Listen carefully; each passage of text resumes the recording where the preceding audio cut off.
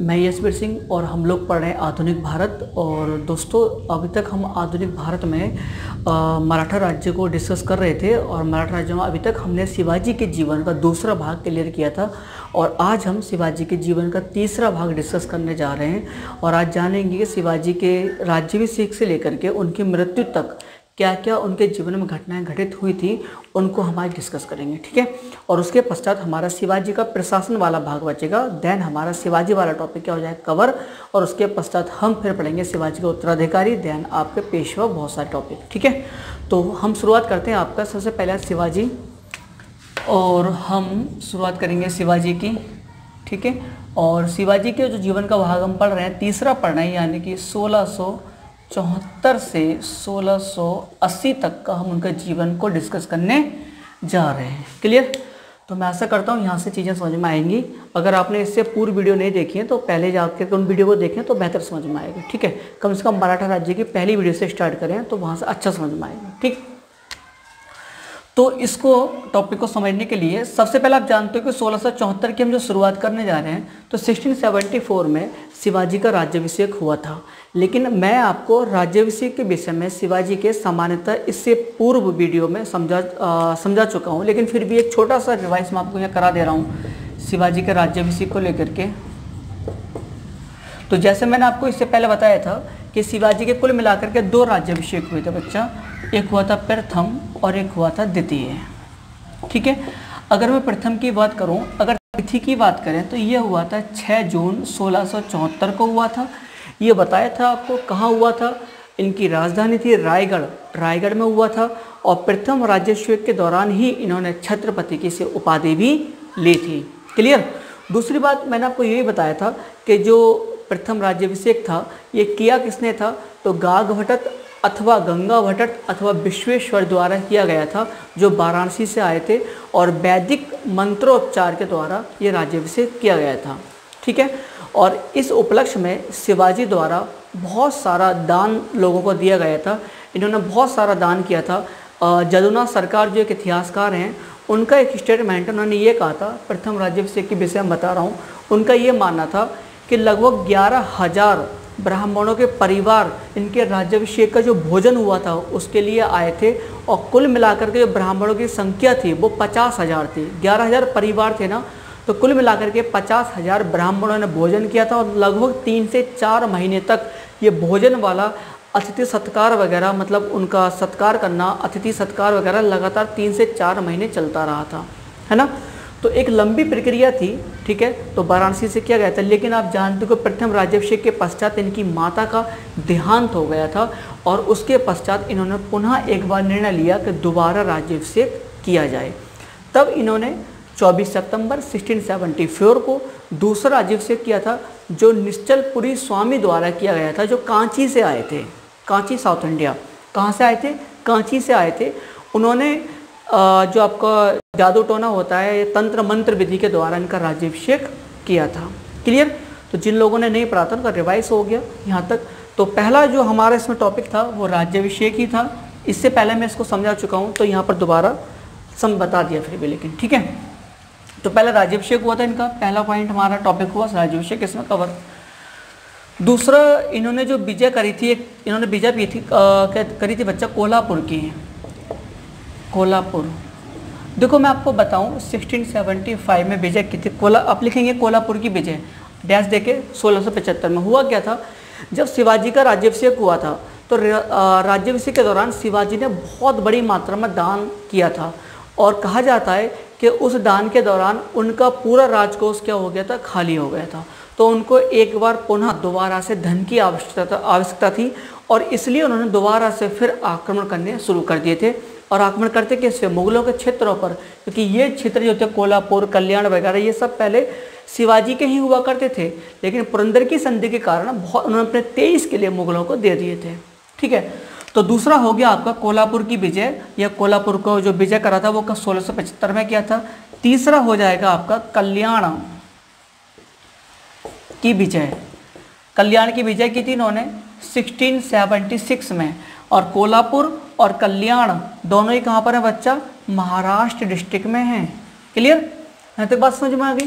Clear? अब हम बात करेंगे चौथा चौथा जो है वो सर्वाधिक महत्वपूर्ण है, ठीक है। और यहाँ से प्रश्न बहुत ज़्यादा पूछे भी जाते हैं इनके चौथे वाले भाग से।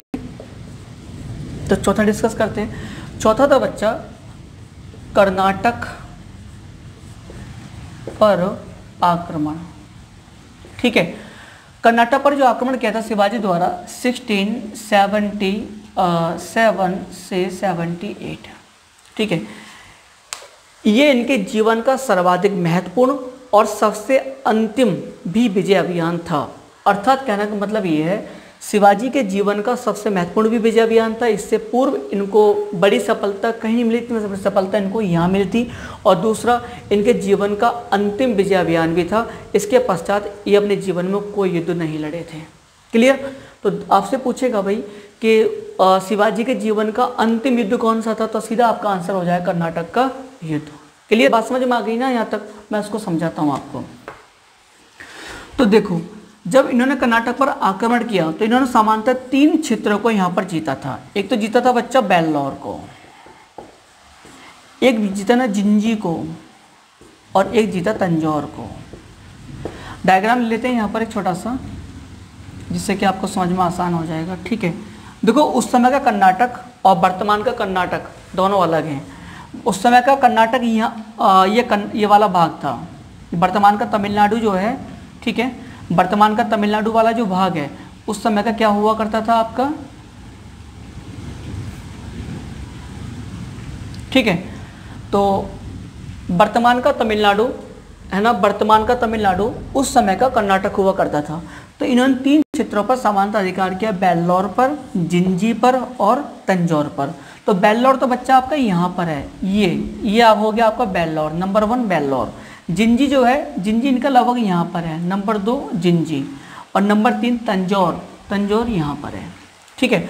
तो वर्तमान में तीनों कहाँ पर है, तमिलनाडु में। वर्तमान में कहाँ पर है तीनों, तमिल। डायग्राम आप एटलस में देखोगे मिल जाएंगे, ठीक है। तो बेल्लौर, जिंजी, तंजौर पर अधिकार किया था। और जो जिंजी था, जिंजी, ये जिंजी जो लिखा है ये वाला भाग जिंजी, जिंजी को इन्होंने अपनी दक्षिण की राजधानी बनाई थी। शिवाजी द्वारा जिंजी को अपने दक्षिण राज्य की राजधानी बनाई गई थी, ठीक है। इस युद्ध में इनको बड़ी सफलताएं मिली थी। समानता अंतिम जो मानी जाती है विजय इनकी जिंजी ही या कर्नाटक का आक्रमण माना जाता है। क्लियर। इस विजय के पश्चात शिवाजी को एक बड़ी शोहरत और नाम है ना प्राप्त हुआ था। नेक्स्ट स्टार्ट करते हैं। तो इस विजय के पश्चात शिवाजी की कहानी जो थी, मतलब आक्रमण वगैरह, वो अंतिम विजय थी। इसके बाद वो कोई नया आक्रमण नहीं किया था उनके द्वारा, ठीक है। अब बात करते हैं उनके जीवन के अंतिम, नेक्स्ट आप चाहो तो डाल सकते हो। ये हो गया हमारा चौथा, और 5वां हमारा पार्ट हो जाएगा इस वाले भाग का, मृत्यु।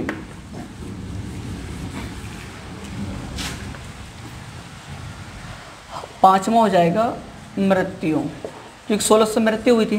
तो देखो, शिवाजी के जीवन का जो अंतिम भाग था वो ज़्यादा सुखद नहीं रहा था। क्यों? क्योंकि इनका पुत्र था संभाजी। पुत्र कौन था? संभाजी। डिस्कस करेंगे संभाजी के विषय में, फिलहाल यहाँ पर बताना भी जरूरी है, ठीक है।